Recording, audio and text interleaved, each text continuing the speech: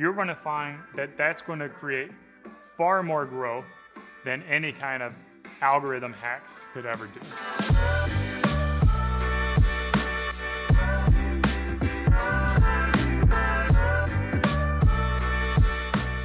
Now it's time to talk about the mysterious YouTube algorithm.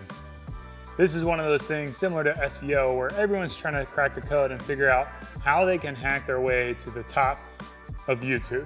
Now, a lot of things that I talked about in the previous video are things that are beneficial to the YouTube algorithm. So your frequent content posting, your evergreen content, of course, creating videos under the best practices, all those things are going to help you have that good foundation for the YouTube algorithm.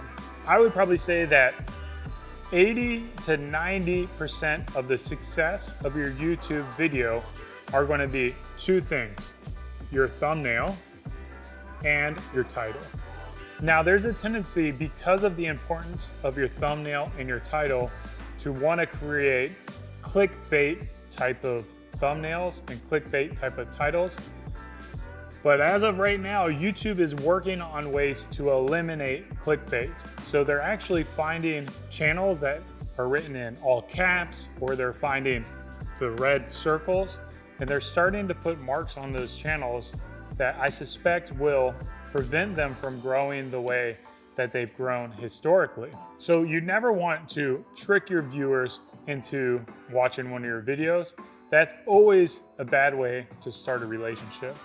What you instead want to do is intrigue your viewers to watch your videos. When you think about that, you don't want to tell the whole story in your title and your thumbnail. So try to create a thumbnail that is going to pique someone's curiosity, and try to have a descriptive title that will again pique their curiosity and cause them to click and watch. Now, when it comes to thumbnail design, you may look at leading YouTubers or popular YouTubers and want to take their thumbnail strategy. And I want to tell you, that's not a good idea. Sometimes the audiences who engage with those popular YouTubers are not going to be similar to the audience you're trying to build. Everyone is on YouTube. So it's important for you to build a thumbnail that fits within your brand, your guidelines, your voice, and how you deliver content. For instance, we found that on our channel, the thumbnails that work best are simply a shot of a haircut and process and a little icon of our beard or our logo. We don't have any text on our thumbnails, and that one clear image allows people to get more curious about what's going to happen in the video, because we pair it together with an engaging video that again will pique that curiosity. Your best practices for thumbnail and title designs are going to be to test it. See if you can find any trends or similarities with successful videos and how those thumbnails might be presented and how those titles might be presented. The majority of your time and energy and efforts really needs to be spent on understanding and knowing what titles and thumbnails work for you. I'm about to give you some other YouTube algorithm hacks, but these are not nearly as important as mastering those two things. So from there, once you've mastered your title and thumbnail, you'll want to think about how can you get viewers to spend more time on YouTube. That's the ultimate goal for YouTube, and YouTube wants to recommend videos that keep people on the site longer. Some simple ways to do that are by utilizing playlists. YouTube has the option where you can make recommendations through the little slide out thing up top or through your end cards.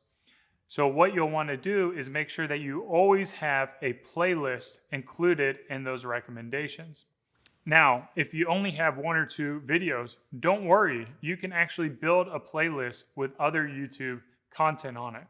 That will also help benefit your own channel and your own videos by keeping people on YouTube.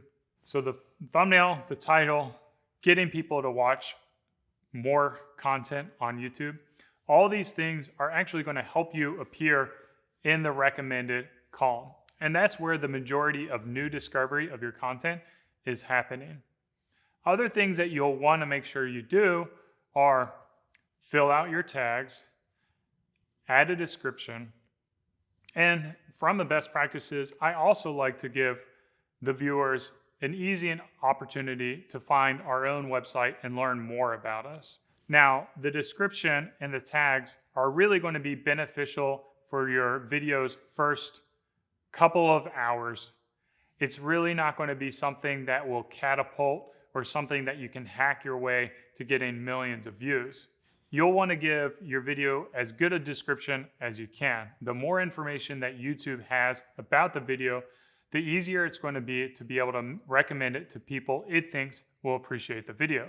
You'll want your description to be what the video is actually about, who's doing it, as detailed as possible, even walking through the actual content of the video.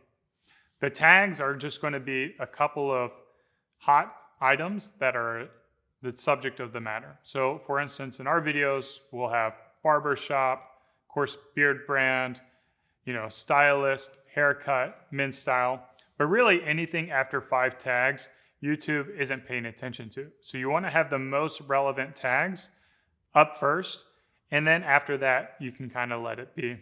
Again, the tags, the description, these are all very small things that affect the growth. I don't want you guys to get too worked up with these and spending a bunch of time and energy with how to hack YouTube through tags and descriptions. It's not that important in the terms of the grand scheme of things. The other big thing that you'll want to consider is your content and how you can avoid any kind of controversial type of content. That means try to avoid swearing. Definitely avoid any kind of nudity or significant amount of skin showing, and stay away from the controversial topics if possible. And these kind of go back to what I talked about earlier, where you want to create evergreen content. So you're probably not going to be doing too many news-related content. Politics is not a good way to go on YouTube in 2019. But here's the thing, the YouTube algorithm is constantly changing.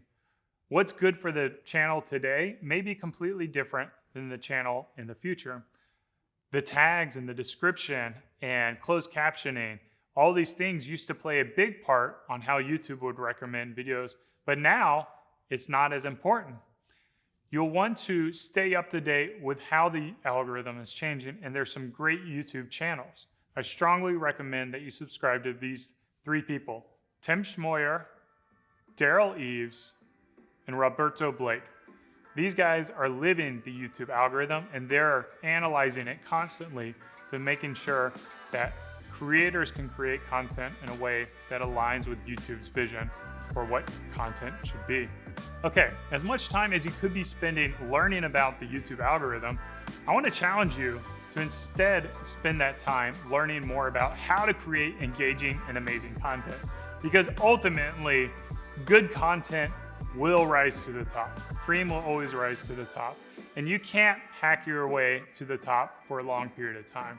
So all this learning about tags and hashtags and titles and thumbnails, it's all pretty moot if you can just simply create amazing content for your viewers. A perfect example of a channel like that is Primitive Technology. This guy didn't really do anything in terms of a thumbnail or a title, and his content was so new and so fresh that he instantly got millions of views. This led to a whole new category of content on YouTube where it's these people building primitive structures outdoors with their hands and minimal tools.